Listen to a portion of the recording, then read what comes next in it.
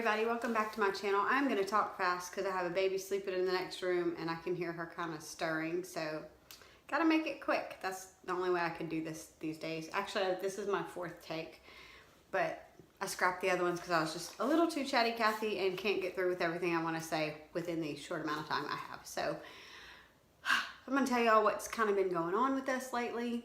So here we go. All right, so Aaliyah is 7 weeks old now. We are still getting up, I don't know, 2 to 3 times a night for her to eat. So still very sleepless around here for me. Yeah, that's been special. So I'm just kind of, I guess you could say, adjusting to life without sleep or without much sleep. Depends on the day. She's had a few good nights where she actually went back down to sleep right after eating and didn't need to be burped and didn't spit up all over herself while she was laying in bed. So, or didn't have like a major poop blowout while she was in bed. Yeah. So, just kind of dealing with that normal life with a newborn. The kids are adjusting. It's been an adjustment for all of us. Just, I just would say having children this late in life is hard. It's just, it really is an adjustment. I mean, we love her. We all love her to pieces. We're so glad that she's here. It's just, it's something to bounce. You just don't bounce back from it like you did before. You know, even like my after baby body, I'm probably about 25 pounds heavier than, or maybe 20 pounds heavier than I would like to be. And, you know, silly me, I'm so sleep deprived that I'm like a little bit of a Lulu, or a lot of a Lulu. So I'm like, you know, man, the pounds just aren't coming off like they normally would have, you know, being that I'm breastfeeding her and whatever. Well, I read this thing about like what foods you're supposed to eat and not eat. And it's like, you know, after you've lost the baby weight, then add 500 to 600 calories to your diet I'm like, oh, after. So like, I probably shouldn't be gorging myself on ice cream and whatever other sweets I can get a hold of. But that's kind of like, I guess you could say, one way I cope with stress. Ice cream has been my friend. It was my friend throughout my pregnancy because it made heartburn go away. And now it's just, I mean, I eat like a little bit at a time, but I just need to watch how many times a day I go and do that. Telling on myself. But, you know, I told my husband after this baby, I would really like to defrump and just feel like a decent human. You know, like, I feel like people, a lot of times when they get into their 40s, they're in their next phase of life.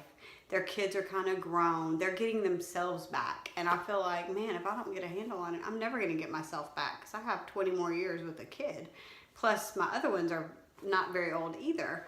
So, you know, I just don't want to be a frumpy person who doesn't have the energy to care here on out. I want them to know me as someone who just cares about life, that kind of thing. So, I mean, I care about life, don't get me wrong, but you know, it's just, you don't have time to care about yourself because you're caring for everyone else, and everyone else needs so much of you that you don't have anything left for yourself, you know. And my husband, poor thing, I mean, I just feel like he went from being first after God, which is his rightful place, to the last few years. I mean, it's just been full-on momming and homeschooling, and he gets the leftovers, and it's not fair to him either. So I'm trying to get my priorities in order, put it that way. So that's kind of what's been going on in my mind and with us.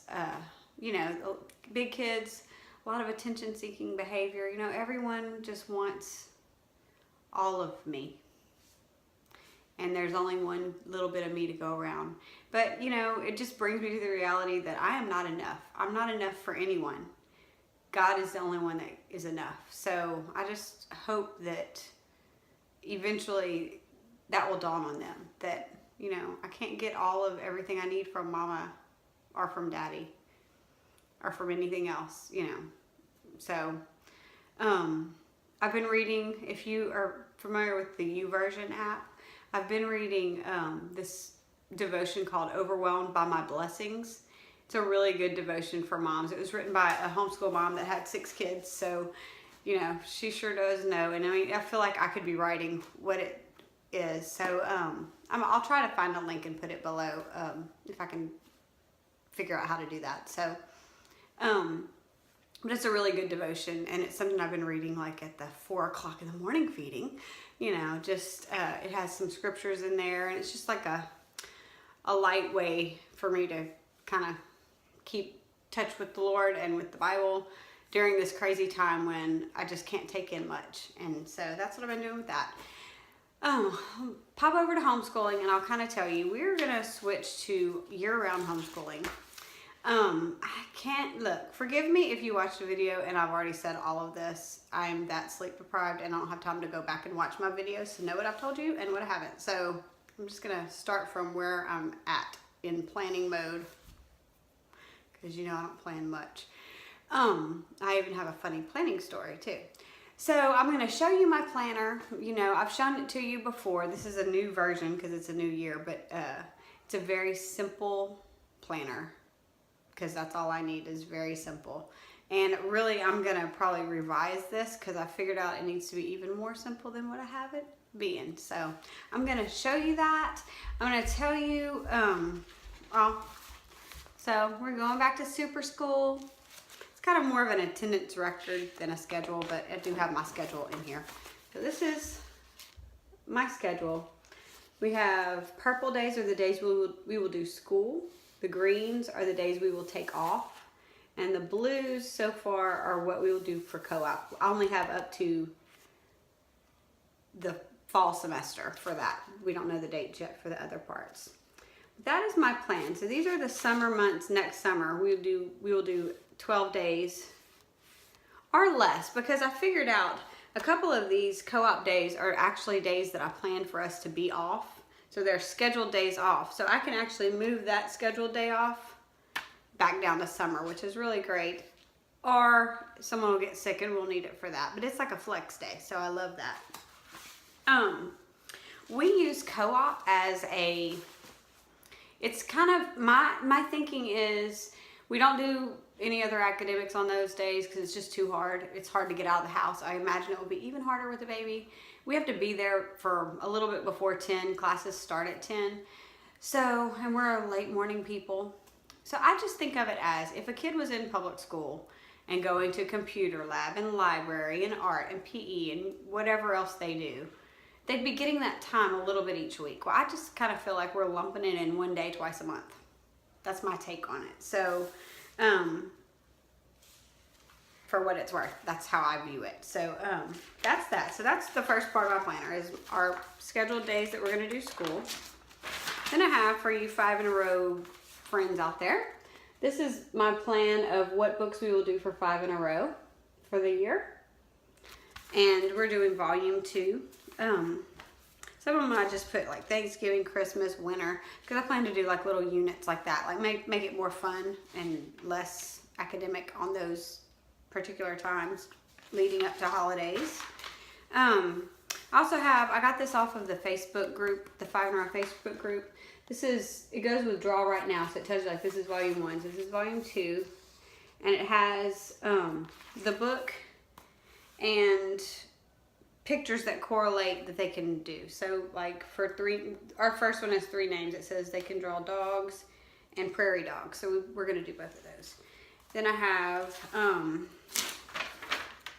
that's volumes 1 and 2 I had printed out already for that. Then I have, this one is 5 in a row books and which episode of Magic the School Bus they correlate with. So I have that just as a reference for me to know.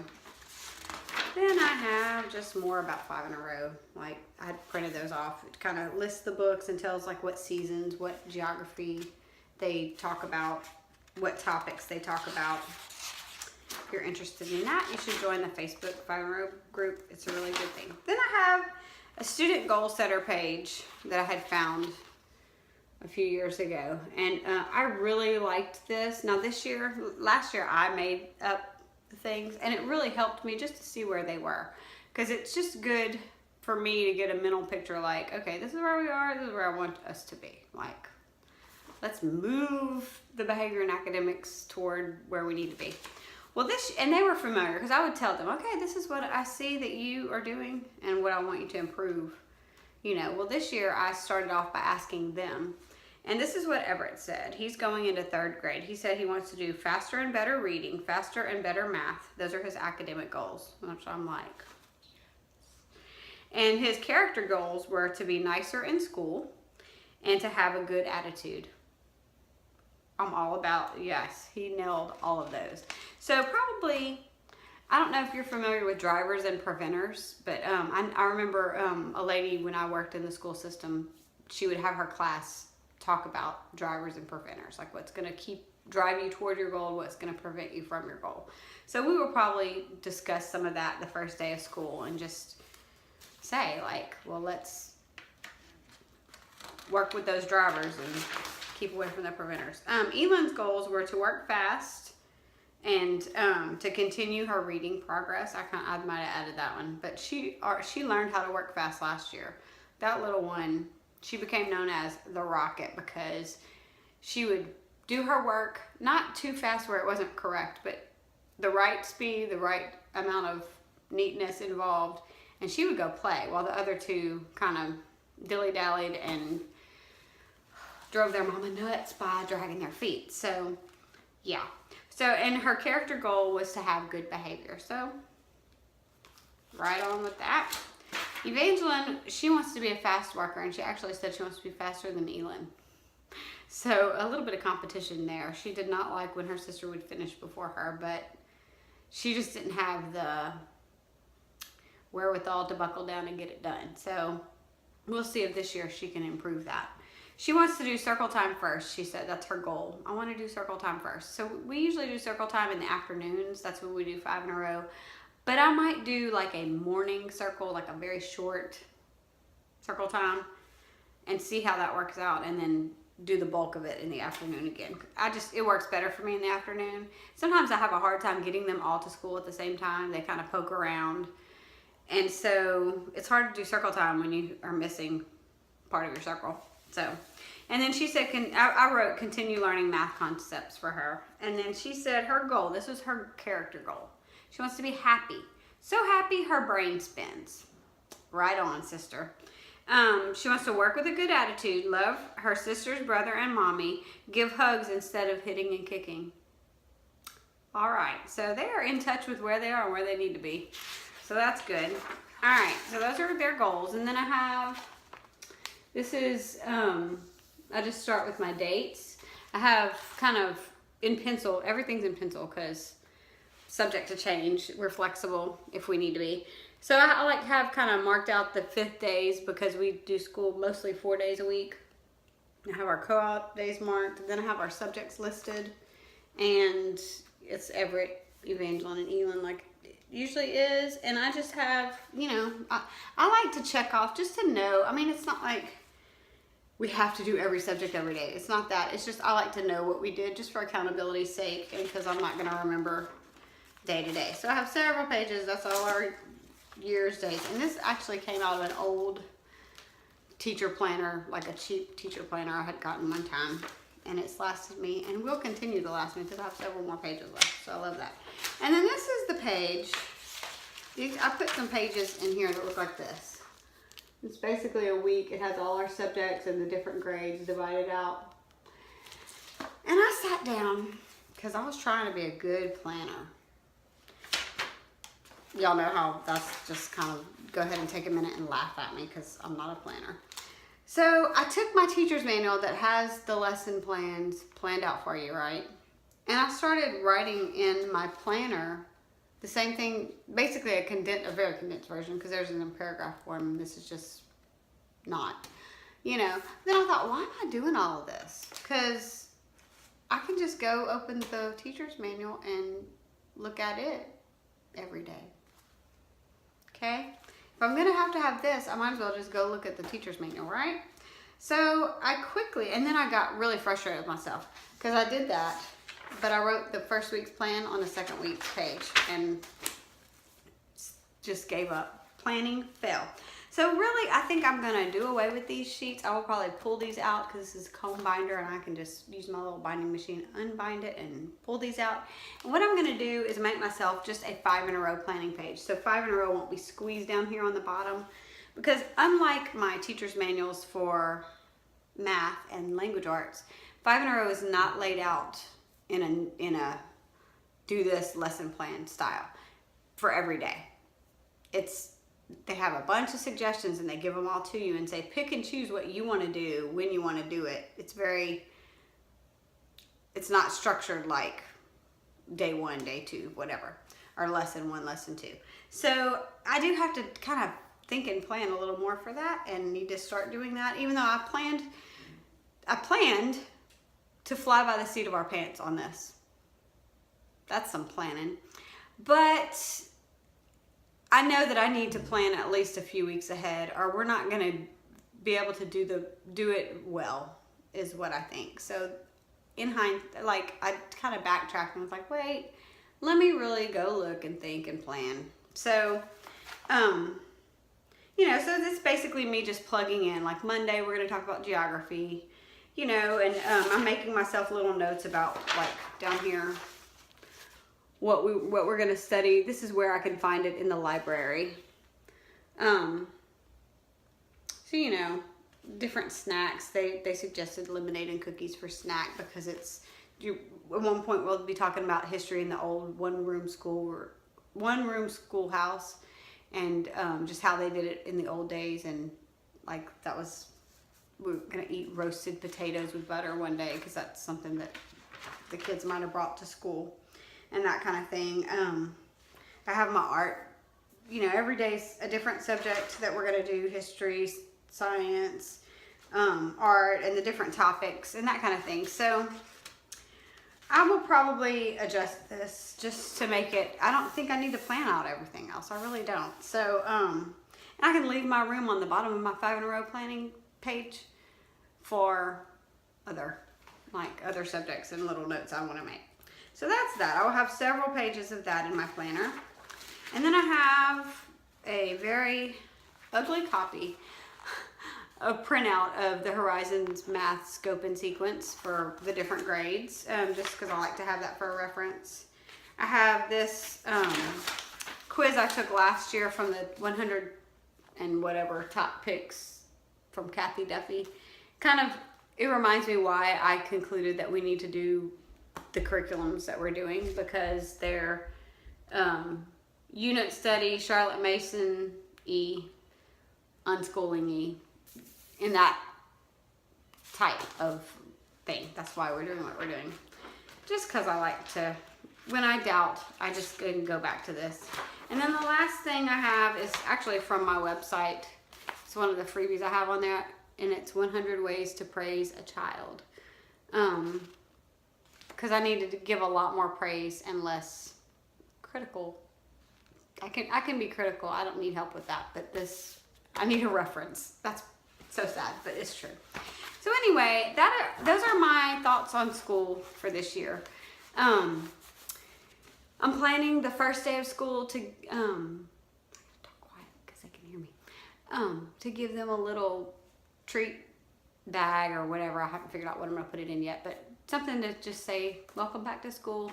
They seriously talked about that all year long last year. They were so excited to just have something, a lanyap.